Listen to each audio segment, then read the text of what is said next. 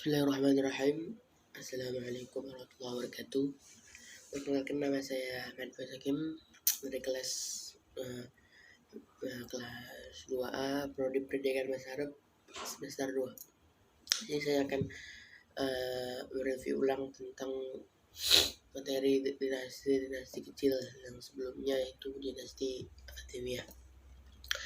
Pada zaman 4 khalifah yang dikenal dengan sebutan Khulafaur Rasyidin, muncul dinasti-dinasti yang terkenal dalam sejarah Islam, yakni dinasti Umayyah, dinasti Abbasiyah, dinasti Fatimiyah, dinasti Mamluk, dan Turki Utsmani.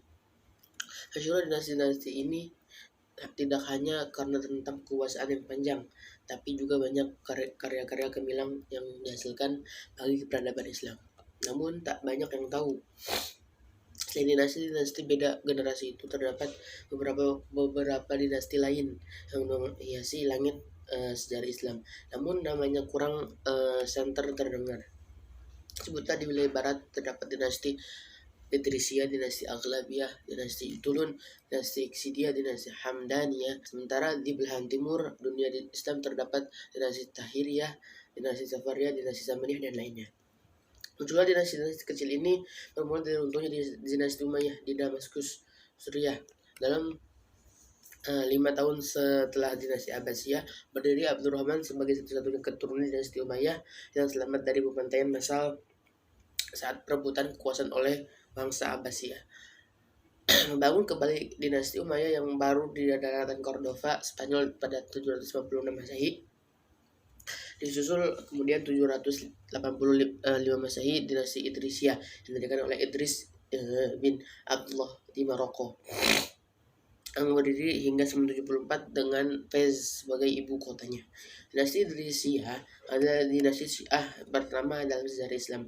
Dinasti Idrisiyah hancur akibat serangan Khalifah Akam dari dinasti Umayyah Spanyol. Dinasti di Tunisia, muncul dinasti Aghlabiyah yang beraliran Sunni. Kerajaan ini didirikan oleh Ibrahim ibn al-Aghlab yang sebelumnya merupakan gubernur yang dianggap Khalifah Harun al-Rashid dari dinasti Abbasiyah yang berpusat di Baghdad, Irak. Dinasti Aghlabiyah menetapkan Kairawan sebagai ibu kotanya.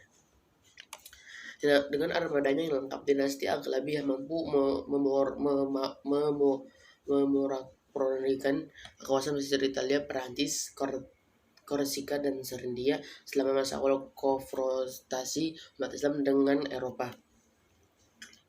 Dinasti Aghlabiyah membawa perubahan di Afrika yang sebelumnya menggunakan bahasa Latin menjadi penutur bahasa Arab. Namun dinasti tamat rawayatnya akibat serangan dinasti Fatimiyah pada Syiah pada 909 Masehi.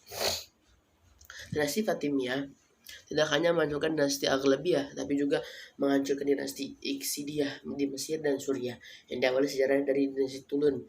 Dinasti Tulun didirikan oleh Ahmad bin Tulun pada 868 Masehi sampai 905.